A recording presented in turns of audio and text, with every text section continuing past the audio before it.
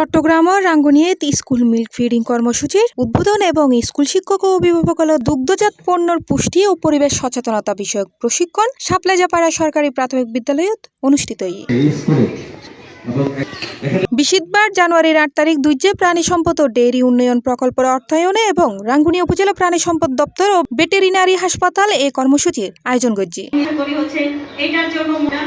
সংশ্লিষ্ট হলে হয় স্কুল মিল্ক ফিডিং কর্মসূচি হলদি বাংলাদেশ সরকারের উদ্যোগ, যার লক্ষ্য প্রাথমিক বিদ্যালয়ের শিক্ষার্থী হলরে পুষ্টি নিশ্চিতকরণ, স্বাস্থ্য ভালো রাখন, স্কুলত উপস্থিতি বাড়ানো এবং ধরিফরণ রোধকরণ। ওরা যে বিদ্যালয়ে এসে দুধ পাচ্ছে, এটা একটা ওদের ভিতরে একটা আপ্লুত, ওরা অনেক খুশি। আমরা বাড়িতে আগে বাচ্চাদেরকে জোর করে করে দুধ খাওয়াতে হতো, মানে বাচ্চারা খেতে চাইতো না, কিন্তু স্কুলে দেওয়ার পর থেকে ওরা এত বেশি উৎসাহিত হয়েছে যে হ্যাঁ স্কুলে যাবো মা, আজকে স্কুলে দুধ দিয়েছি।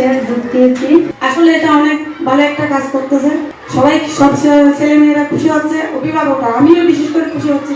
এর মধ্যে রাঙ্গুনিয়ার সরববাটা মিরেরকেল সরকারি প্রাথমিক বিদ্যালয়ত এই কর্মসূচি বাস্তবায়ন করা হইল। এবার এই বিদ্যালয়ত চালু করা হইল। এই কর্মসূচির আওতায় প্রত্যেক শিক্ষার্থী কর্মদিবসে প্রত্যেক দিন 200 মিলিগ্রাম দুধ পাইব। প্রশিক্ষণ কর্মশালাত স্কুল শিক্ষার্থী হলরে প্রাণীজ পুষ্টির যোগান দেওয়ান এবং উঠতি বা বাড়ন্ত বয়সী শিশু হলর প্রাণীজ আমিষ গ্রহণের উপকারিতা সম্পর্কে অবহিত করাই। উক্ত অনুষ্ঠানত প্রধান অতিথি হিসেবে উপস্থিত থাকিয়ে কর্মসূচির উদ্বোধন করে উপজেলা নির্বাহী অফিসার ইউএনও মোহাম্মদ নাজমুল হাসান, সভাপতিত্ব করে উপজেলা প্রাণী সম্পদ কর্মকর্তা ডাক্তার শারমিন আক্তার। সরকারি প্রকল্পের যত জনগুরুত্বপূর্ণ প্রকল্প আছে এর মধ্যে অন্যতম সরকারি অর্থ ব্যয় যে হচ্ছে, এই অর্থ ব্যয়টা আমার মনে হয় সবচেয়ে বেশি কার্যকরী অর্থ ব্যয়। কারণ যাদের উপর দিয়ে দেশ চলবে, যারা এই দেশকে একসময় চালাবে, তারা যদি মানসিক শারীরিক সব ক্ষেত্রে যদি শক্তিশালী না হয়, তাহলে উন্নত বিশ্বের সাথে টিকতে পারবো না। এই দুধ প্রদান বিষয়টি বা মিল্ক ফিডিং কর্মসূচিটি খুব সিলি একটি বিষয় কিন্তু নয়, খাবার খুবই সেনসিটিভ একটা বিষয়, তাই না?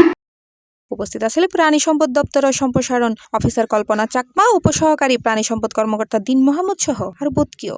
যখন এই কার্যক্রমটা চালু করা হয়েছে তখন থেকে দেখা যাচ্ছে প্রতি বছরই প্রায় ওদের স্টুডেন্ট সংখ্যা বাড়তেছে। প্রথম দিকে যখন 165 জন ছিল, পরের বছর দেখা যাচ্ছে ওনাদের 200 জন হয়ে গেছে।